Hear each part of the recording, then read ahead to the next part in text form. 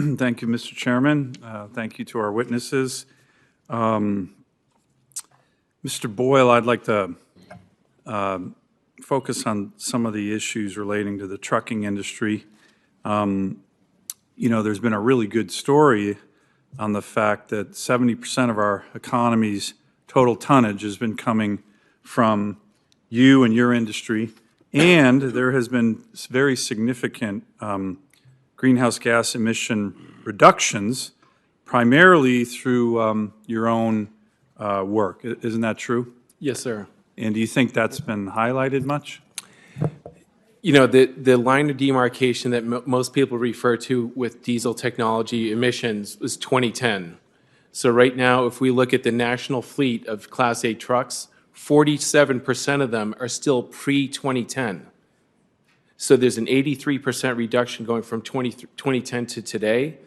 And Senator Carper and others have actually facilitated legislation and grants to help refresh this fleet. So we want to remove impediments for people to buy today's trucks. And so that's going to help make the environment cleaner, correct? With the existing infrastructure, without the $1 trillion investment, yes. Well, listen, I think that's a story that we need to hear more about.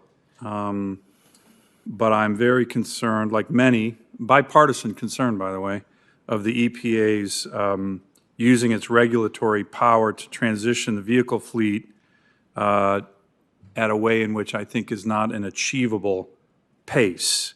These rules are de facto bans on internal combustion engines, and that's why Senator Ricketts and I intend to introduce resolutions of disapproval under the Congressional Review Act, both for heavy-duty truck proposals and EPA light and medium vehicle proposals. And I ask, Mr. Chairman, unanimous consent to enter into the record a recent op-ed from the Wall Street Journal saying Biden's EPA rules remake the auto industry? Without objection. Thank you.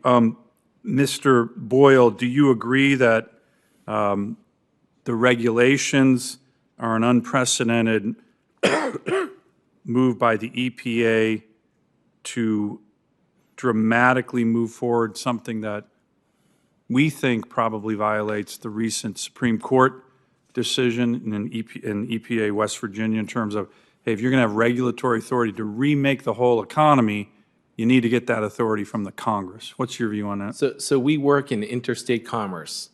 My trucks transport cancer drugs. When we impede interstate commerce, the products that are essential to daily life don't get delivered. So yes, by passing the buck and allowing states to enact their own regulations on emissions, how the market is not large enough for innovators to address each individual state. And then furthermore, yes, historically we've had our OEMs and other stakeholders in industry have great cooperation and collaboration with EPA on technical standards and on timelines that were achievable. If we don't do that and we cede to the states, we end up with this patchwork. And then furthermore, as we discussed earlier, as of January of this coming year, there will be no truck that's compliant, internal combustion truck that's compliant with California CARB standards. In battery electric trucks, there is no, if everybody in this room took off their socks and shoes and we counted fingers and toes, we would have more of them than there are chargers for heavy duty trucks. So we have to play a little bit more chess, not checkers, get the power generation, establish the infrastructure for chargers, and then by all means we would embrace this notion.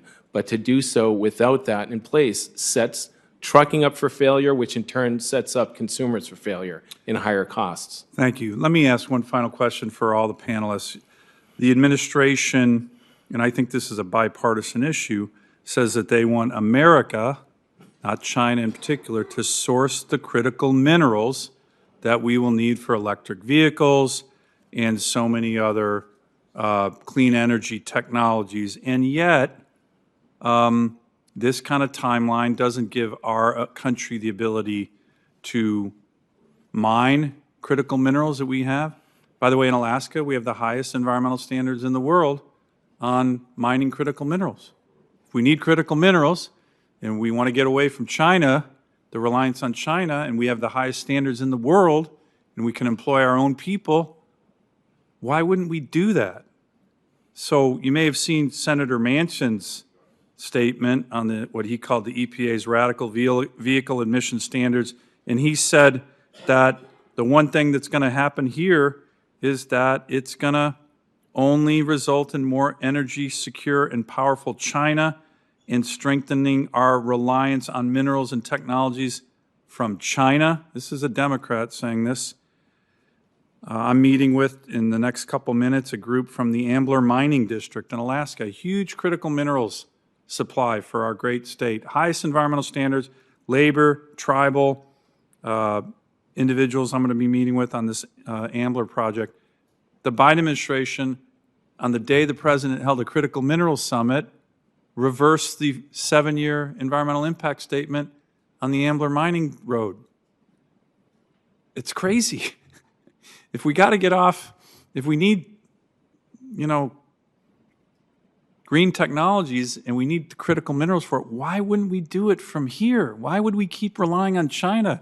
The administration recently, took a very large critical mineral deposit in Minnesota offline for 20 years. All of this does is make us more reliant on China, and they have the worst environmental standards in the world. So would anyone like to comment on this? Like, if we need these technologies and minerals, why wouldn't we get it in the place with the highest standards on the planet? That's America. That's Alaska. Yet this administration talks a big game, and all they do is undertake policies that make us more reliant on the Chinese Communist Party and its economy. Any views on that? And I'll throw it open to you. Mr. Boyle, start with you. Well, certainly, national security needs to be taken into consideration because if we expose ourselves, we're just moving from one commodity to another. Ms. Harris, any views on that? Just wanting to source critical minerals in the place that has the highest standards in the world, which is us. Yes, of course. Thanks for the question, Senator. Thanks to Congress passing the Inflation Reduction Act, the U.S. is now on course to insource much of the battery production while also having minerals sourced from countries that we have trade agreements with. And our allies. Yes. Right. And I'll highlight, too, that these rules are being complemented by U.S. programs to reduce, reuse, and recycle the minerals from batteries so that we can reduce the need for additional extraction. Good. So you agree with focusing on American production, mineral production, or our allies who have much higher standards than the Democratic Republic of the Congo and China, correct? Yes, and we're seeing automakers also bring this industry on shore already with over $210 billion of investments just here in the United States to help with that process. Good, excellent. And Mr. Harto, do you have a view on that as well? I have nothing more to add from what's already Okay, said. thank you. Senator, if I may, That's just one area point. of bipartisan agreement. I think everybody here agrees with this. It's worth noting, to your point, if we were to convert the entire U.S. trucking fleet to battery electric, we would need to commandeer global production of lithium for more than 7 years. Yeah. That's the scale of the problem we're talking about. And it's not that we can't overcome challenges, but we don't overcome them by pretending they don't exist. We just manifest our own density that way. But a lot of the challenges we have, Mr. Chairman, as you know, we can solve here in America with our own high standards on the environment and production. I think it's a good area of bipartisan cooperation. I'm glad all the witnesses are in agreement. Thank you very much.